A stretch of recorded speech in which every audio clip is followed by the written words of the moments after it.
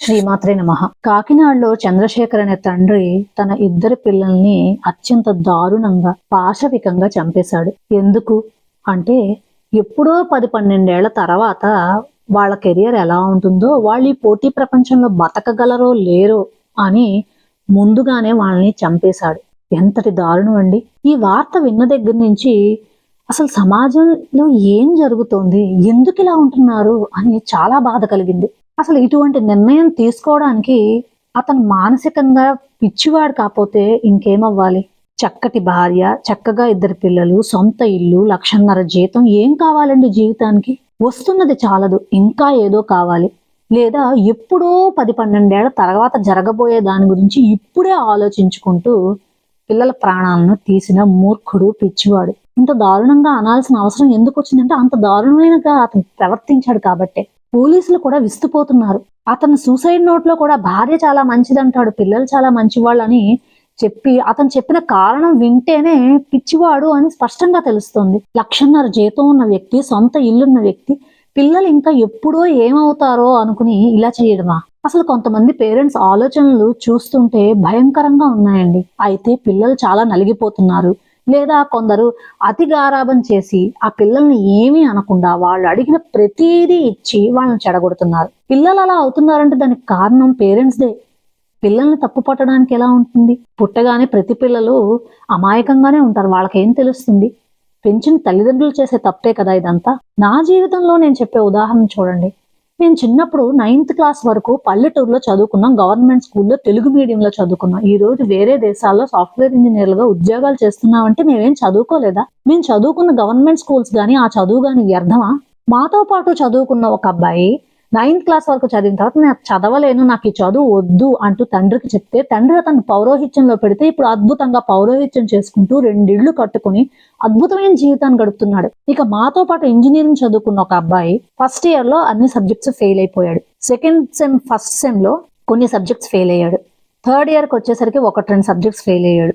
అలా ఇంప్రూవ్ అయ్యి ఇప్పుడు యుఎస్ లో అద్భుతమైన లైఫ్ లీడ్ చేస్తున్నాడు. ఫస్ట్ ఇయర్ లో అతను చూసిన వాడు వీడు అలా ఉంటాడే అని ఊహించినైనా ఊహించి ఉండరేమో. మరి వాళ్ళ పేరెంట్స్ ఏమైపోయి ఉండాలి? కొంతమంది పేరెంట్స్ అయితే వాళ్ళ అతి గారాబంతో వాళ్ళు అడిగిన ప్రతిదీ ఇచ్చి పాడు చేస్తున్నారు. కొంతమంది అతిగా వాళ్ళకి ఇప్పటి నుంచే వాళ్ళ గురించి ఆలోచిస్తూ వాళ్ళని టార్చర్ చేస్తూ పిల్లలకి నరకయాతన చూపిస్తూ వాళ్ళు నరకం అనుభవిస్తున్నారు. ఇక ఈ పేరెంట్స్ చేసింది కూడా అదే కదా. ఎప్పుడో 10-12 ఏళ్ల తర్వాత కెరియర్ లో వాళ్ళు ఏమవుతారో అని చెప్పి ఇప్పుడే వాళ్ళని చంపేయడమా అంత పాశవికంగా? వీళ్ళ మానసిక స్థితి ఇంతలా దిగజారడానికి కారణం వీళ్ళు ఏ రోజు కూడా ఆధ్యాత్మికంగా కూడా వాళ్ళలో ఎదుగుదల లేదు. దీనికి ఆధ్యాత్మికతకి ఏంటండి సంబంధం అని అంటారేమో. పూజలు పునస్కారాలు అంటే దేవుడి మీద మూఢభక్తి కాదండి, చైతన్యం.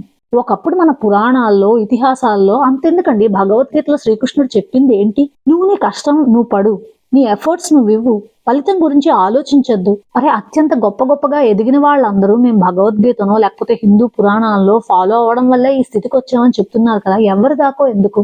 యుఎస్ నుంచి వచ్చినటువంటి Tulsi Gabbard, national intelligence director ఆవిడ చెప్పింది, నేను భగవద్గీత చదవడం వల్లనే నాకు చాలా క్లిష్ట పరిస్థితుల్లో డెసిషన్స్ తీసుకోగలుగుతాను అని. ఆధ్యాత్మికంగా కూడా ఏ ఒక పుస్తకం చదవడం గాని లేకపోతే పుస్తకాలు చదవలేని వాళ్ళు ఉంటారండి. వాళ్ళు చక్కగా ప్రవచనాలు వినొచ్చు. వద్దిపత్తి పద్మాకర్ గురువు గారు లాంటి వాడు, సామవేదం షణ్ముఖ శర్మ గురువు గారు వంటి వారు యూట్యూబ్ లో ఎన్నో వాళ్ళ ప్రవచనాలు ఇస్తున్నారు. అవి విని మనం ఆధ్యాత్మికంగా ఎదగచ్చు.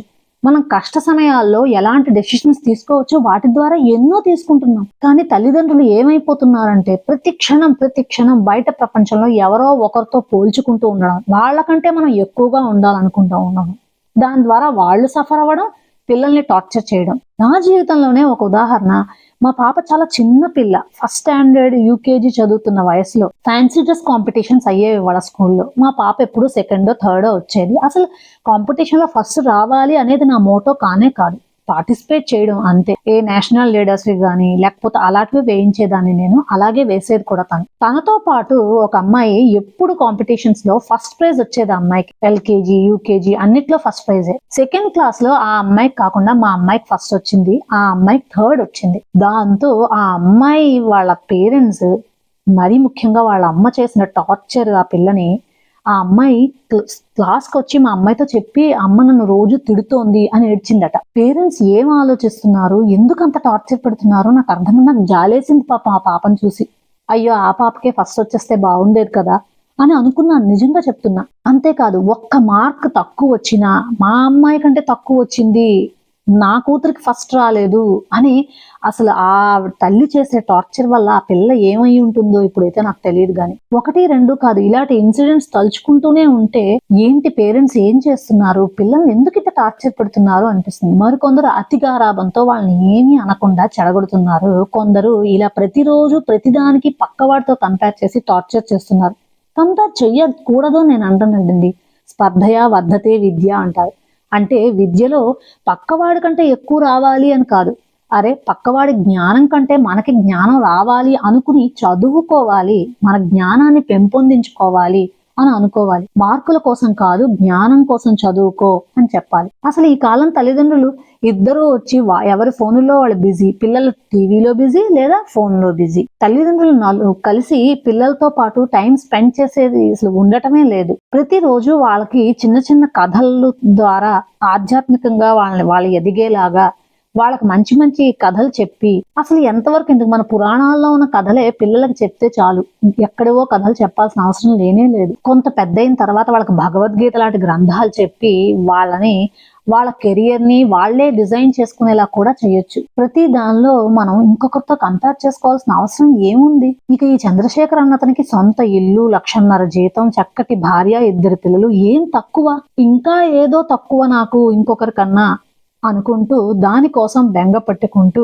పిల్లల్ని టార్చర్ చేస్తూ ఈ రోజు పిల్లల ప్రాణాలు తీసి తన ప్రాణాలను కూడా తీసుకున్నాడు. కనీసం ఇకనైనా తల్లిదండ్రులు ఇలాంటి ఇన్సిడెంట్స్ చూసి వాళ్ళు మారతారని కోరుకుంటున్నాను. ఇవాళ అతను కేసు బయటకు వచ్చింది, బయటకు రాని వాళ్ళు, పిల్లల్ని టార్చర్ చేస్తున్న వాళ్ళు ఎంతో మంది ఉన్నారు. దయచేసి తల్లిదండ్రులు కాస్త ఆలోచించండి. ఒకరితో కంపేర్ చేసుకోవడం కాదు, మనల్ని మనం రోజుకి ఎలా ఇంప్రూవ్ చేసుకోవాలి అనేదే జీవితం. శ్రీమాత్రే నమః.